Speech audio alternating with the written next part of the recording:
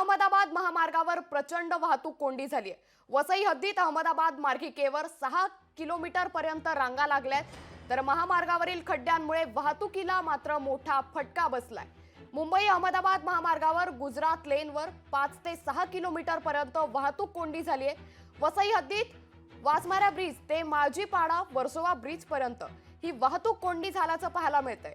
महामार्गावर सुरू असलेले निकृष्ट दर्जाचं सिमेंट काँक्रीट रस्त्याचं काम, त्यामुळे रस्त्यात पडलेले खड्डे यामुळे ही वाहतूक कोंडी होतीये। मागच्या 6 महिन्यांपासून वाहनधारक वाहतूक कोंडीचा सामना करतायत, मात्र महामार्ग प्रशासन IRB याकडे लक्ष देत नाहीये, त्यामुळे वाहनधारकांचं यामुळे प्रचंड मनस्ताप सहन करावा लागतोय। वसई हद्दीतून याच वाहतूक कोंडीचा आढावा घेतलाय आमचे प्रतिनिधी संदीप गायकवाड यांनी।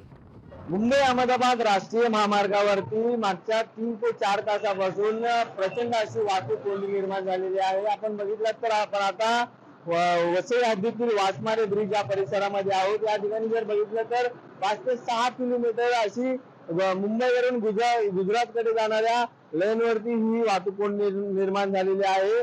मागच्या 6 महिन्यापासून या ठिकाणी सिमेंट काँक्रीटच्या रस्त्याचे काम सुरू आहे, परंतु हे सिमेंट काँक्रीटचे काम आणि रस्त्यामध्ये पडलेले खड्डे हे कुठेतरी वाहनधारकांना अडथळा ठरत असताना आपल्याला पाहायला मिळत आहे।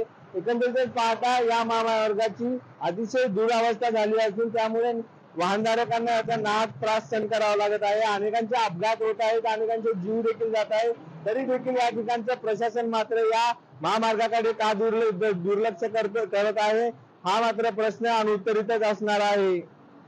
संदीप गायकवाड, लोकशाही मराठी, वसई।